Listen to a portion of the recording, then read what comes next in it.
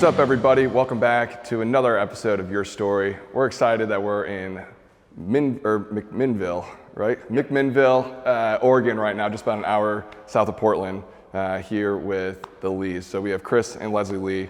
We're in their new shop right now that you guys have basically just jumped into. Yeah, 1 year ago. 1 year ago. And it's a clean shop. It's an awesome facility, to say the least.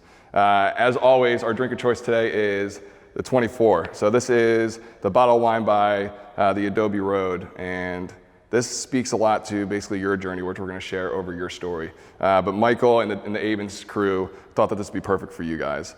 But this is all around the Le Mans, a 24-hour race, and then also the Daytona as well. Taking it to victory. I mean, it's not an easy race. Are you familiar with both? I mean, getting in a car and basically driving and taking the endurance for a 24-hour race and trying to make it to the podium and beat everybody and make sure that your car is running strong the whole time and you're going fast-paced, full-on for 24 hours straight. And not just to be able to finish the race is an incredible feat, but to be able to win it, that even says more. So we appreciate Adobe Wines for obviously allowing us to bring this wine here, and I'll open it up, and this is kind of going to be our drink of choice. Cool. So the cool part too, and especially with wine, is we're in wine country right now, Oregon, right? So you want to kind of, as I open this bottle, I want to kind of give us a little background in the wine arena that we're in. That one I'm going to let my wife do because she is the wine connoisseur. Okay, so here in the Willamette Valley, we have a little bit cooler weather than the Napa, Sonoma area. So Pinot Noir is the grape that grows really well here. Also some cool weather, Chardonnay, but we're known for the Pinot Noir. Yeah, we were up at our Airbnb over in Salem, just struck by the views and the mountainery and you know, all the wineries. I mean, that was, you know, kind of our first time being in a town that's just surrounded by them. It's just absolutely beautiful too. One of the cool things that we saw was, you know, Mount Hood, is it Mount Washington, and what was the other mountain that you were going on? There's Jefferson from your place, Mount Hood from your place, and it was a little bit hazy, but I'm pretty sure if conditions were just right, you could see Mount St. Helens and Mount Adams. Wow. And you've climbed those? I've climbed Mount Adams several times. Several times. Yeah. Now, what went through your mind to be able to go and kind of take that on? Well, first it was, I grew up at the bottom of it, yeah. So it's always sitting right there. You can't not see the mountain. And when you're young, you don't have to train, you don't have to do anything. You can just go up that thing, go down it one day. It's a 12-mile round trip from the parking lot to the parking lot, and you go from 6,000 to 13,000 feet. And it was just there, and when you're young, you just go up and down it. Well, as time goes on, it gets a little harder as you get older, and kind of understand why people train for that stuff now. And every time, the air is more than half less up there, so it's really hard to breathe. They say it's like plugging your mouth and plugging one nostril and trying to breathe. Jeez. Because there's no lack of oxygen. So it takes a long time toward the top to, you know, really progress. Yeah. But it was fun. I mean, every time the views are absolutely amazing. We were up there one time at 4th of July at night. You can see Portland way down the fireworks, Seattle, Eastern Oregon. You can see for 400 miles in all directions. Jeez. And one little cool side point about climbing Mount Adams is you don't climb back down, you slide down. I think they call it glissading. You can see videos on YouTube. You literally slide down. Take a chunk of plastic or a tarp. Like so and many hundreds people of people do it. So they make like a 4-foot toboggan run, and you get in, just use your hands, and you go about 10 miles an hour down this steep mountain. So what took you 12 hours to go up, you can go down it in less than 2 hours. Wow. Did you have any mental strain or you know, the mentality just to be able to take that on and get to the top? Was there a spot that you stopped and you're like, oh, I can't do this? The first time, I want to make sure I can do it. Yeah. The second, third, fourth, fifth, sixth, it's like, I've already done it. Sure. So when I get tired, you get lazy, and you're like, I already know what's up there. Yeah. I'll go ahead and turn around. There's beer in the cooler back at camp. That's great. But I always tried to take new people because it would keep me going. I want them to enjoy the top, and it pushed me to do it. And the cool thing about you too is that you're outdoors. You know, I mean, that's a big passion of yours, and taking trips away. Les, you want to talk about how you basically cut down your hours this year and are taking the road to some degree over, you know, 2 to 3 months, I want to say you guys are doing it? Here you go.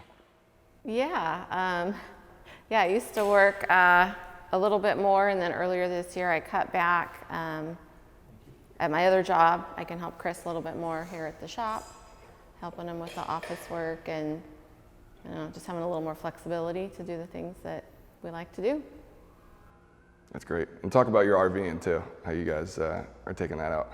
So you say we like the outdoors, we do. Yeah. But it's kind of funny because we really don't like to do the same things outdoors. When we go camping, I like to get up, I'd go do a hike or mountain biking or ride my dirt bike or fishing. She's more of sit in the chair and read a book all day. So the one thing that we really do enjoy though is camping.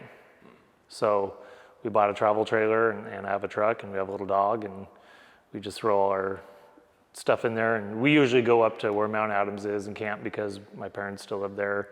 We know the area, there's lots to do, but we'll go to Central Oregon camp. We've gone to the beach to go camping. Rain or shine, it doesn't matter if it's pouring down miserable. We'll just get a bunch of movies, sit in the trailer and do nothing all day long and watch movies. But it's a different feeling than being at home, sitting on the couch all day and watching movies. Yeah, which is great. Yeah, staying active. And speaking of your parents at the bottom, of the mountain, you had a pretty incredible childhood growing up. Different than most kids. Yeah. Do you mind kind of explaining that? Yeah. So I moved up there between my 6th and 7th grade year. My parents weren't wealthy, but they had jobs, and they cashed in everything they had and bought 6 acres up there, and didn't have a penny left to do anything with it. They wanted to get me out of the city, in a small school, a little better education and not so much of the stuff that happens in big cities. And so we lived in campers. I had my own camper. They had their own camper for 4 or 5 years. We had no electricity. We had no running water. We dug our own outhouse.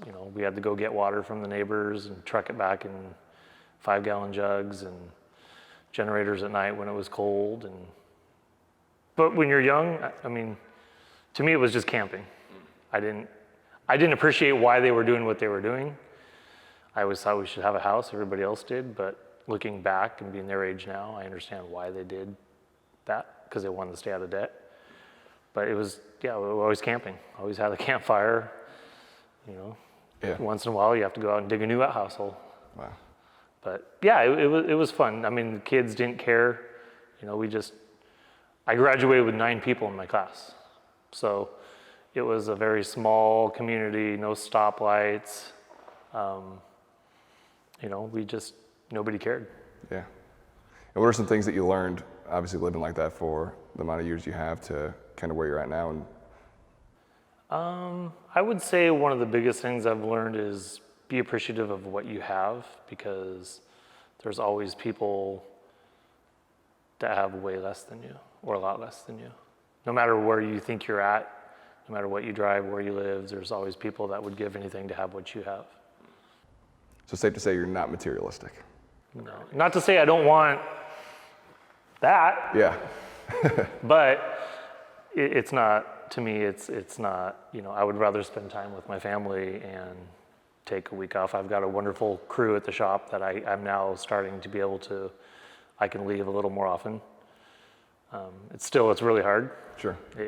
I think I'm more worrisome when I'm not here, but I have really good trust in both of them, and they're learning a lot, so we can focus more on us. Yeah. So.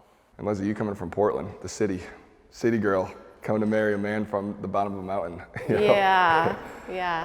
How did you guys meet in the first place? We really met through friends of friends, and it was kind of a fluke thing. We were both just hanging out with people we don't even normally go out with. I just got a phone call, hey, we're gonna go out, you wanna go? And we met and we just kind of hit it off and started talking. And There's a funny story to that. Let's So there's a table of 10. Table of 10. Sorry. I'm gonna interrupt because this is my favorite. Table of 10, I'm at the end of the table, she sits down. I was like, whoa, she's pretty.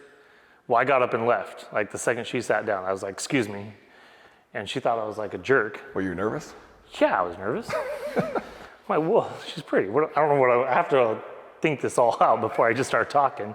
And she thought I just like flaked her out and left. And I came back like 10 minutes later after I figured out, okay, this is what I'm gonna say and do so I don't whiff anything. And she let me back in, and yeah, we started talking.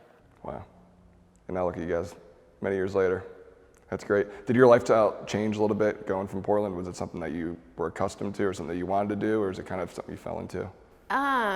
So I never really envisioned leaving Portland. I liked the city life. I liked going out and having fun with my friends. And so when I met Chris and came out here, it was definitely a bit of a change. It's a smaller town, and it took a while, but I really like it out here now. I can't imagine going back. It's just a little slower pace out here, and it's still close enough if you want to go out. You just drive to Portland, but it's nice being in a smaller community. Everybody knows everybody almost.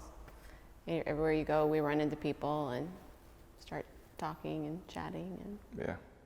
So being a small community, obviously starting the business here too, did that help you with, kind of the first few months of getting into a place and kind of building business? Definitely small towns, and I don't know because I don't have experience from big towns, but small towns, it's a lot more word of mouth for business than it is marketing, advertising.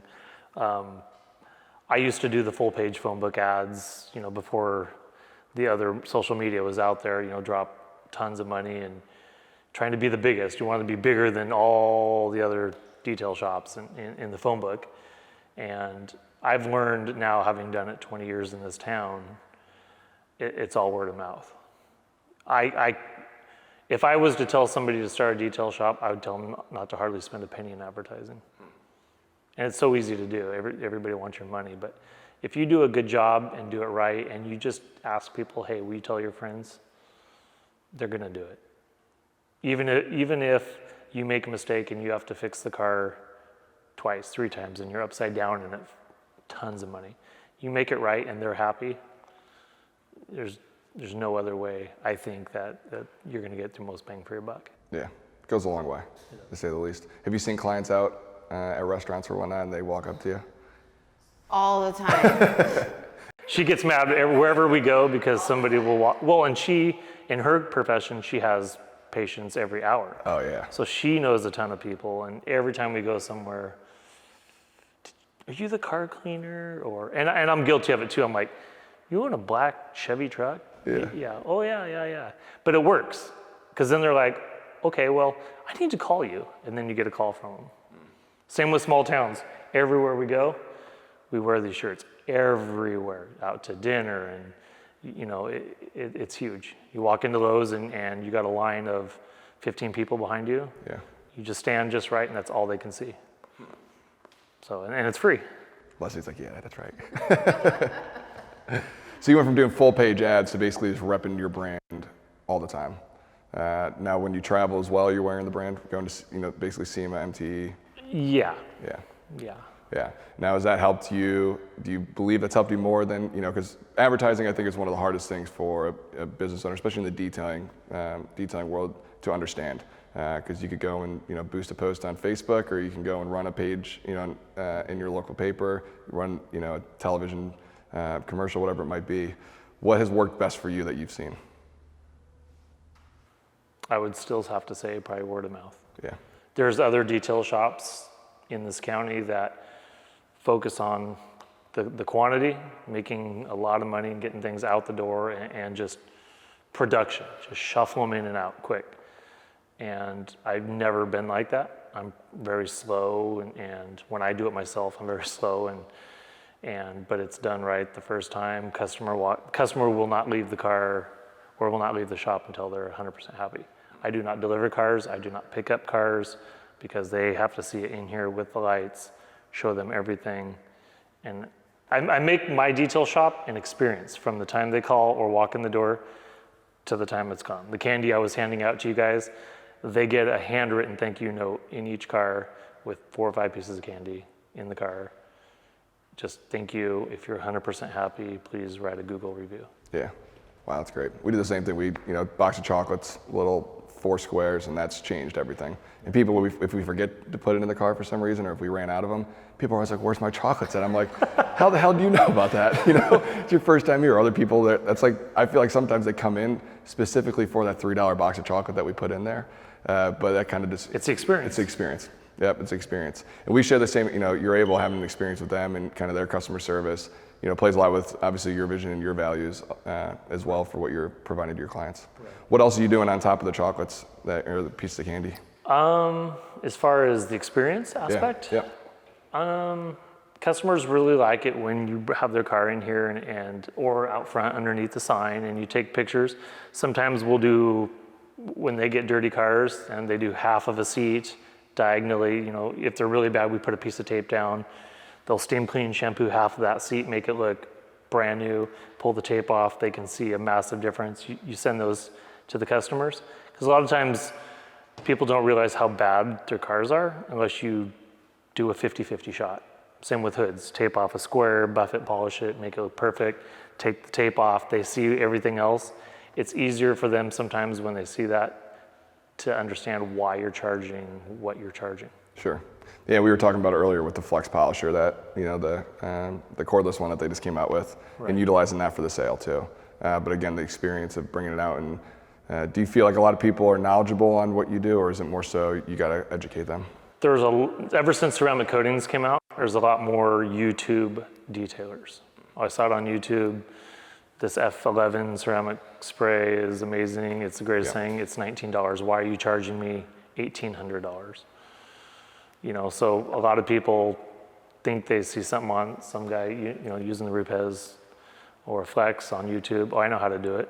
I'm not going to pay you that much money to do it. I know how to do it. So there's a lot of people that appreciate what you do because it is an art. I mean, people don't realize it's a skill just like any other trade. Sure. Even though it's not the most glorious thing, it still requires skill and art. A lot of people do appreciate why you charge what you do, but once again, versus just sending the car outside and parking at one of those parking spots and saying your car's clean, you can have your credit card.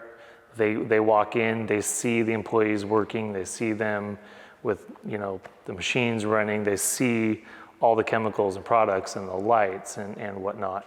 And it's easy, I think, in my shop for them to see why we have the reputation that we do. Yeah. And I don't know if a lot of people know, but you've been doing this for 20 years, right? Yeah. How did you get into it, or how did you start? I knew I was kind of always a little OCD clean person. Even as a kid, my books would always be the largest, work their way to the smallest. And then I worked at a grocery store in high school, and the owner wanted me to wash his truck. So I took some dish soap and a wash bucket and a big brush and That's the exact way to do it, right? Wash that thing and got the shop vac and vacuum it. And I think he gave me $5.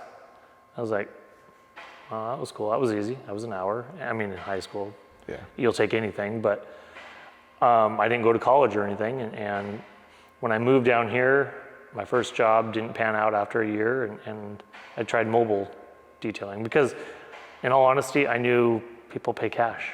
It was kind of cool. You clean somebody's car, you're not out anything but a bucket and a mitt and a vacuum, some cash. At the end of the day, you had cash. You didn't have to wait 2 weeks. I decided when I wanted to work, and so I just kept pursuing it. And what were you doing prior? I guess you were working at the... I worked 1 year at a lumber company. Yep. So it was good. I've learned, and she'll probably vouch, that I don't like people telling me what to do. Sure.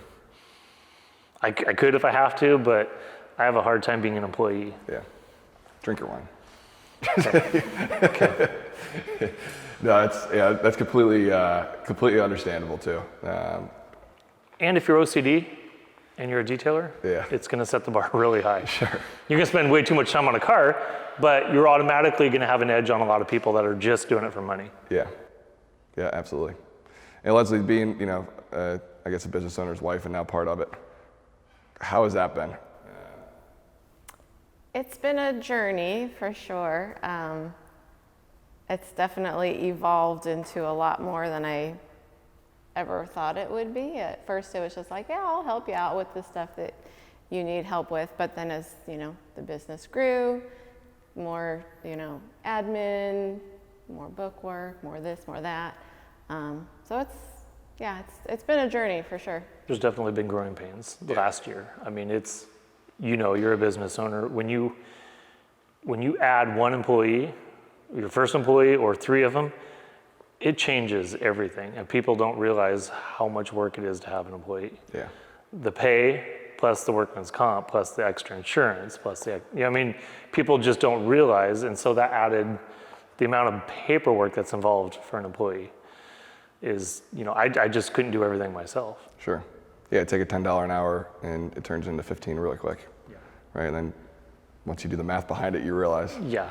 Yeah. That's exactly it. And that's another factor, when you pay, when somebody's, oh, you're so expensive. Well, sure, you pay your employee X amount of dollars, but you have to add $5 to that, and you want good reputed people, and, it all comes off the bottom line. But my point to that was, as soon as you start doing the employees, and now you got to get the, SDS sheets all ready, because if you're by yourself, you don't have to have that stuff. But now you got to be set up for OSHA, which is a whole nother, operation. You have to make sure you're, it's just, there was a lot. And she didn't want anybody else having access to all the numbers and figures and stuff like that. So she knew I can't do it. So she was nice enough to jump in. It's gotten busier and busier. Yeah. Has that been difficult to work together? Sometimes. Nice. Sometimes. So it was really nice when he went to Randy's training and did some of the classes at Mobile Tech, just to kind of open his eyes to other avenues and other ways of running the business, so he was able to implement those things and kind of together, work on doing that to help streamline things. Absolutely. Has been, yeah. And you've had a ton of support from, a couple mentors. Did you have support growing up when, the lifestyle that you were living with?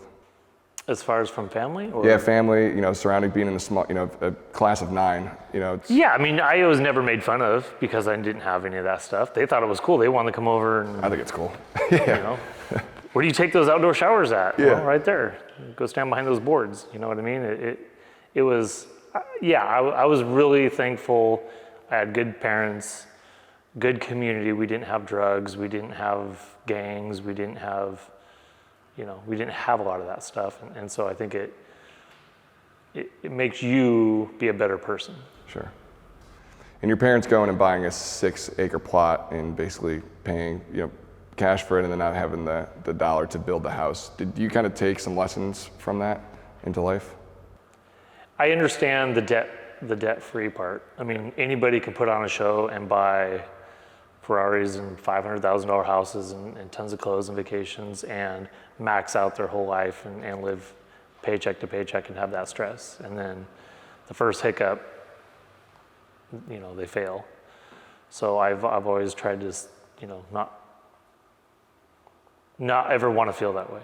If I want to go out to dinner and have $100 steak, I don't want to have to open my checkbook and figure out if I can do it without sacrificing something else. But we're relatively frugal on some things, but we go down to 3rd Street in the summertime and we'll go out and eat and have fun. But we don't have the fancy stuff because I'm now responsible for employees. Yeah. I'm not responsible for myself. She has her own income, but I'm now responsible. I have to run this business because their livelihood, it's not just me anymore. Yeah. If it's just you, sure, you can just sell everything and shut it down and move on or take a week off. But now they have rent, they have insurance, they're counting on me. Yeah. So when the virus happens, I knew a lot of shops within the United States that within 7 to 8 days of being shut down, they were selling stuff because they were putting on a big fancy show. And when it came down to it, nothing. So yeah, being raised relatively poor, I don't take anything for granted. Yeah. And do you, having employees, for me, it's the best part of my days, obviously when everyone's coming in and clocking in, which we've talked about over and over again. What have you learned since having a team around you? Patience. Because maybe you can agree, maybe you can't. No one will ever do it as good as you. That's just how it is, and I'm sure most detail shop owners are going to be that way.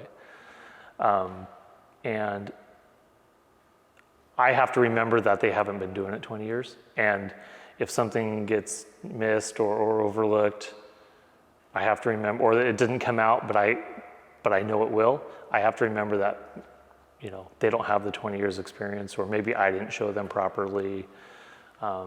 My speed is different than their speeds, but I'm very thankful because I've heard a lot of stories, but I'm very thankful that I can give them the keys to the shop and know that if somebody pays $1,300 in cash for a coating, that there's going to be $1,300, and that they're not going to steal things and damage cars without telling me. So I've learned a lot from them. Trust. Trust is big. I would rather have somebody who goofs up 20 times a day, but is trustworthy, shows up on time, doesn't lie, I can count on him, than the other way around. Yeah. And how was it? I mean, now you have a team, you have the, you know, relatively new shop being here for a year. Has that changed the whole business as a whole, from basically going from mobile and moving into here? So yeah, before I was here, I actually detailed out of my garage. Wow. For 5-6 years-ish. Those lights on those racks right there were actually mounted on the walls in the garage, 4 on each side, and then I had 8 of them on the ceiling. Damn, that was bright. It was pretty lit up in there. Jeez. Probably why I got shut down. But, you know, I just did 1 car a day by myself, 7 in the morning to 3 in the afternoon. So I didn't have to make a lot of money. If a customer didn't show up, that's fine, I have the day off. It's no big deal. I didn't care. So I got to the point of once again having a good reputation that I just couldn't keep up. And then coincidentally at the same time, the city said, well, it's probably a good idea you not do that anymore. This opened up, and I didn't want to shop. I was actually going to get out of detailing around that same time. I did it, I paid my dues. I'll go work for somebody else, being a detail shop manager. And this popped up, and I kind of him-hawed about it.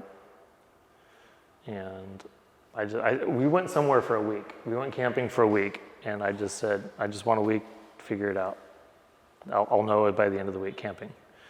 And I came back, and I kept thinking about, do I want to make this leap? Do I want that responsibility? Do I want to be locked in? What if? And I just said, forget it, I'm going to do it. I've got the clientele and the support. If it works, it works. If it doesn't, it doesn't. Yeah. And so I encourage people that, you know, don't be afraid to take a leap, because you're not going to know what you're capable of, you know. And I'm a small shop. Yeah. But you don't know what you're capable of until you do it. And taking the leap, was it scary when you went from your home? It was exciting. Nice. Because once you sign the lease, that was the scary part. Locked in for years at more than double my home mortgage. Like, I was like, oh man, this is way worse than buying a car. The second you sign that, it was like, oh man, this is fun. What kind of sign do I want? Where am I going to put this? How am I going to, you know, how can I envision this to what I want? So as soon as you signed it, it was fun. And it took a while. And there's lots of changes I would do now looking back, but it's definitely helped. My numbers, it's hard for me to tell because I work from a garage to a shop. Sure. So, and add employees. So to compare what I did last year to this year, it's a whole different field. I've more than quadrupled, you know, sales, but I've also hired people and have the capabilities. So I won't know till another year, you know, how I'm doing, but I've been very blessed. This town has helped me a lot. And then introducing Urable into the mix of becoming state-of-the-art, streamlining your processes, it keeps it simpler. So it's a little more work because you're doing customer retention and stuff that I didn't do before, but in the long run, it keeps it so much more simpler. Yeah, and speaking of Urable, you have a little DNA or a little piece of Urable that we get to utilize on a day-to-day. I didn't know that was going to happen. So talk about that. Talk about this suggestion, because obviously the Avens are incredible and they're always there, and you know it doesn't matter what time of night, especially because they get to deal with, you know, clients that are 13-hour differences than us in Pennsylvania. But talk about basically you suggesting something, and next thing you know, it came to fruition. So I don't remember exactly. I remember I wanted to be able to, and I only utilized probably 20% of the program so far. So I'm still dialing it in. But I wanted to be able to look up a customer by date. I think what happened was I was driving. The customer had called me about something. I had no way of writing anything down. I'm not going to try to pull up your able while driving.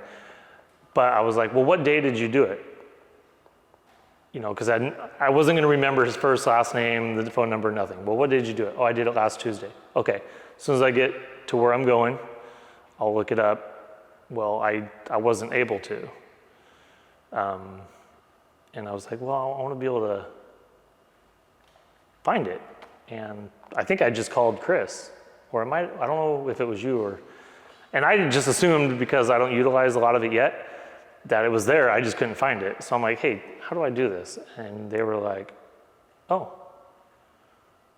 you can't right now, but here's how you can do this. Yeah. And then they went and discussed it as something that would be beneficial. And then sure enough, it was there. Yeah. And I didn't even realize that, you know, I was a part of that. So like I was explaining before, with this company, it's amazing that if there's ever a question, and she'll tell you, I look forward to like when I get stuck, because I'm like, first thing I do, is it too late to call? Sweet. I'll FaceTime or call them. And I can't wait, like how quick will they respond? Yeah. Usually it's under 5 minutes. Usually it's instantly, like the little dots will start popping up. Yes, I'll have an answer. Versus other companies of products I have in the shop, you have to wait to the next morning when they check emails between 8 and 8:30, and they don't have their direct numbers. Yep. And then every week on Monday nights, you listen to their discussions, and they're implementing the same things people were talking about 2 weeks before. So it's pretty cool that they're not detailers. They're trusting us and realizing that we need that to make it better, and it's done. Yeah. They're not saying, well, we know how to detail, there's another way, just deal with it. No, this will help, this will make it easier for you. Yeah, if we can do it, we're doing it. And you don't see that with any other. No. Even to the point, I mean, obviously off camera right now, the Avens are here, and their cars shipped all the way. I mean, you can't get it further across the U.S. than it's come, you know. It got on a tractor trailer, and it made its way over here, and obviously they support the whole audience in just another level that is, you just don't see it. Well, they're here. And they're here. They're spending a lot of time and a lot of money, and we all are busy, and we all have families, and you know, they're no other company will do that. Yeah. I also heard a story. So you FaceTimed Chris for a swiping issue, which we kind of. I'm sorry, we gotta bring it up. Man, you're gonna do it, huh? So yeah, but I mean, you said it yourself. It was, you know, kind of a simple fix, but well, you want to tell the story? Okay, so we had an Apple laptop that we both were sharing. I would bring it here every day, and I'd forget to bring it home. She'd get mad, or I'd forget to bring it to work. I'd get mad. So we bought a second one. Well, when I was using the app, you just move your finger on the pad, and it scrolls down when you hit payment, cash, check, other, and you can scroll down to whichever one you want. Well, we got the brand new one, put it on the program, everything, and I went to hit paid, and I couldn't scroll down to the other options, and I'm like, great, this program, you know, there's a glitch. So I was like, oh, excited, great, I could call him. Hey guys, what's going on? Your program has a glitch right now. I can't scroll. So I was like, all excited. So I tried it one more time just to make sure. I didn't want to look like a ding dong. And I'm trying it again. I'm moving it around. I shut the program down. I restart the computer. Okay, I know for sure it's not working. So I FaceTime her because I know I can't explain it, that she's going to have any idea of what's going on. So it's easier just to FaceTime. So I FaceTime her. They answer. She's relaxing in the backyard. And then he pops in the background. Oh man, family get together. Great. Totally whiffed that one. So I FaceTime him and I'm like, okay, look, wait, line it up. Okay, what's going on here? I can't get to other. I can get to check, cash, whatever. Something's wrong here. You're missing the scroll bar. And she knew instantly. She's like, "Are you using your fingers or a mouse?" "I'm using my fingers, Chris." And I was like, "You mean, oh, 2 fingers." Okay, so it wasn't the program, it was the fact that it was a new laptop and you can use a 1-finger option or a 2-finger option. But yeah, once again, without even having a You're Able program issue, she solved it and they got a kick out of it, and I'm glad I could add to their Now party. everybody knows. Everybody knows, yeah. But I mean, it speaks to Aben's family and how they obviously treat all us, because I've called them with questions that I would think are the stupidest questions ever, or questions that I thought, I found a glitch, and which is kind of cool too, that they listen, just like you said earlier, they listen to all of their users if there is a question, and I mean, it's very rare. I don't think it's ever happened where they weren't able to provide an answer right away. Right. Or if not, they would say, "Hey, we'll put it on Kyle's plate. It'll be ready in 2 years," and then 2 days later, it's done. And I like that they care about the little people. Yeah. A lot of businesses they'll give you top-notch customer service if you drop $3,000, $4,000 a month in supplies and chemicals versus somebody who buys $50, $20 worth of product. It doesn't matter if you're 50 employees or 1 or none, you're going to get the same 2 or 3 people every single time with the same smile. Great. And Leslie, I know you're pushing Chris to take on You're Able even to the next level of what you guys have already done. That's another great thing that I love about You're Able is it's customizable to every shop. You could use 1% of it, or you could use the full 100%. How do you guys see in the future-wise other, customizing it even more so for your shop? How are you kind of pushing Chris, and what exactly you're looking to do? Yeah, so I mean, we basically started off using it. We knew that we needed some sort of electronic scheduling so we could get rid of the pencil and pencil paper, the big pencil and what's paper. it called, the big pencil? My first pencil. And we written on knew the that side. we needed some sort of system for customer retention to bring them back in, because he had a lot of repeat customers. We just didn't know who they were or how to track them or anything. So that was really our goal, just to get us going. And now that we're, using it, like we don't really use it yet for the clock in, clock out features for the employees, or assigning specific tasks, but I see us moving in that direction. I just started looking around. I think we signed up with You're Able at the beginning of the year, somewhere around the beginning of the year. I just started looking in the analytics page and was like, "Chris, look at this, check this out." Like, just, I don't know. It was really cool to see things and be able to punch in dates and see the different things that come up. It was really, really pretty cool. So I'm sure there's going to be a lot more that we'll use. Yeah. And as we talk to other detailers or other people and you learn what else is available, it's like, oh, okay, that I could use. Or some things, some things no, I might not use, but yeah, it's exciting. That is exciting. And I want to have the employees more involved, because if I'm gone for lunch or I want to go for the weekend, and the customer walks in and wants to schedule something, they will have the app on their phone and they can tell what day, time frame. They can look and see everything. They can input all the information, scan the codes. So I don't come back to a bunch of sticky notes. "Hey, customer wants to schedule a date. You had your appointment book. I don't know what day." Yeah. So it's helped the business, to say the least. Yeah. Yeah. It is funny though, the My First Pencil, which I know you're trying to get away from. You have some incredible handwriting, by the way. They definitely taught you well in that. But taking your scheduling book, I did the same. I still remember when Chris walked in the office that day and I had my damn calendar there with my pencil, and I could only fill in one, my handwriting's so big that it was basically one car could come in. I was like, how am I going to fit these other cars on the schedule? This doesn't make sense. Right. And that's, right. That's what changed it for me. So it was kind of funny when you said that you were still using the pen and paper. I'm not. I'm doing both. Yeah, right now. which is perfect. I'm weeding my way out of it. Yeah. So it's just like anything. You've been doing it for 20-something years. It takes just a little bit to let go. Yeah. And speaking of the 20 years too, what are some lessons that you've learned? Obviously, owning the business, running it, being kind of shut down by the city, opening a brand new shop, having employees, having your wife come on board as well. What are some of the main lessons you've learned? Customers are always right. Even if you don't agree, if you do something for them to where they feel happy, one bad review is worse, or what's the saying? Like 10 good reviews are, one bad review is worse than 10 good reviews.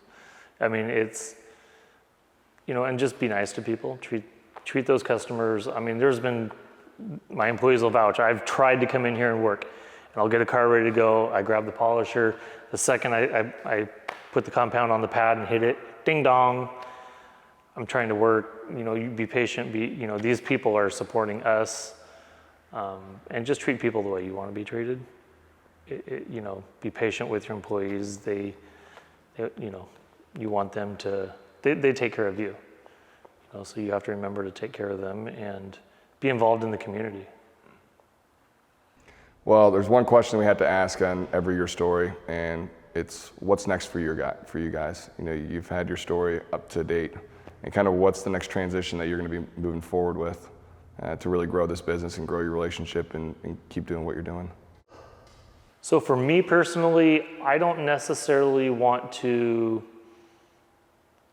expand and get bigger and grow and have multiple locations and tons of employees. I want to hire one more person, have an amazing 3-person team, and I want to streamline the processes while keeping the quality good and being more profitable, which in turn makes them, earn more money. But keep that reputation of not a production shop. I've heard that so many times at different events. I know detailers on the other parts of the country that are just production shop. Stack them all up, shuffle them through like cattle. And I want the experience to be what people know by. You can have yes, I'm very thankful for this, but you can do amazing work and have the best reputation inside of a hole in the wall dump. The building has nothing to do with it. Your employees and my wife and myself is what does it.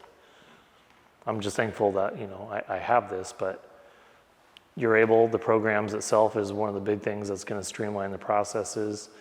SOPs are going to be huge. I just need to streamline the processes, but I want to be known as the specialty shop, not the can do 20 things okay. I want to do the 2 or 3 things the best. Great. Well, I appreciate you guys. Thank you so much for allowing us into your shop and allowing us to obviously enjoy some wine with you as well. Thank you to You're Able. Thank you to the whole cast and the Avens family for allowing us to travel out to Portland, a little south it would be, to come to all these shops. Make sure you go on their website. Make sure you like and subscribe. Go sign up for their 30-day trial. And as always, thank you.